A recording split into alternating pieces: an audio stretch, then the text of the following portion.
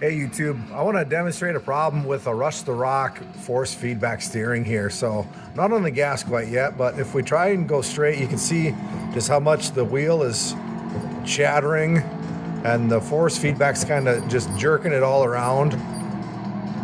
You can try to hold it straight, but it's still gonna kind of wig out. And sometimes if you turn too much, it just kind of drifts and doesn't keep you going, doesn't move the car appropriately with the steering wheel. So this is actually not a problem with the force feedback. This is a problem with the steering pot that the wheel turns. So I'm going to reach in to the coin door and go into test mode here. And then navigating through test menu, we're going to go to the controls test. And then to go up and down this list, it's up and down with the music and view 2. And then the abort button gets you into the test. So if we go down to controls test and then hit abort, these are all the values for the brake pedals and the wheel. And if you wanted to reset these, you just set it back to 0 and then hold in so again, I'm reaching into the coin door, hold the test button, and then those numbers should reset. And on the pedals, it might not reset because I don't think I set them again after I did this, but you have to kind of hold it for a while. Those buttons don't always work. So then you can fully depress the gas and that'll set the up and down range, fully depress the brake.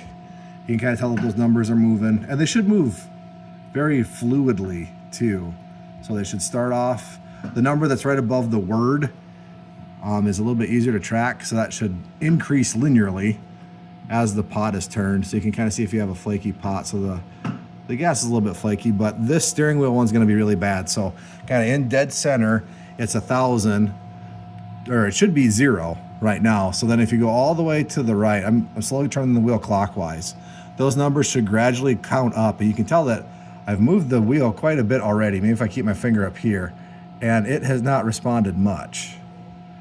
So then if we go this way, it should start counting down. So the max count is 1024, but then when you go this way, it should go to about negative 1024. You can see how the numbers above the wheel aren't really that smooth. So now that the limits are set, again, going back to about the middle position should be 0. And when we go slowly clockwise, and we keep my finger up here so you can see how much I'm going, it should be counting up smoothly, but you can kind of see that it's flickering and jumping around a little bit. So I'm just kind of trying to go notch by notch on the steering belt.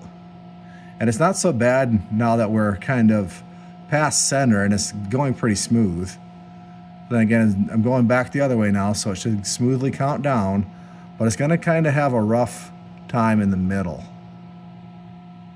So here we're about dead center, and you can tell it's flickering one way or the other. There was a negative 40, but now it's jumping back to 0. And then there was a flicker of the hundreds, and it's still kind of at 0. So really in this middle range, it can't find its true center, which is a problem with the pot.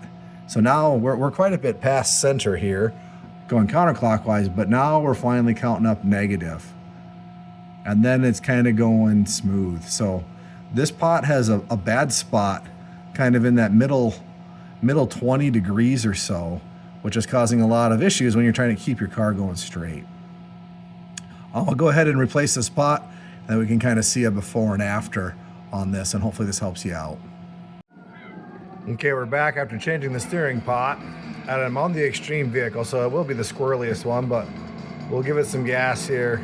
And you can tell that pot's a lot better now. It's actually going straight, and you can tell it's not jerking my hand around as much. It'll be a little bit, just because I did the extreme one, which has the most feedback, but you can tell that it's a lot smoother now, and the wheel's not going absolutely crazy like it was before.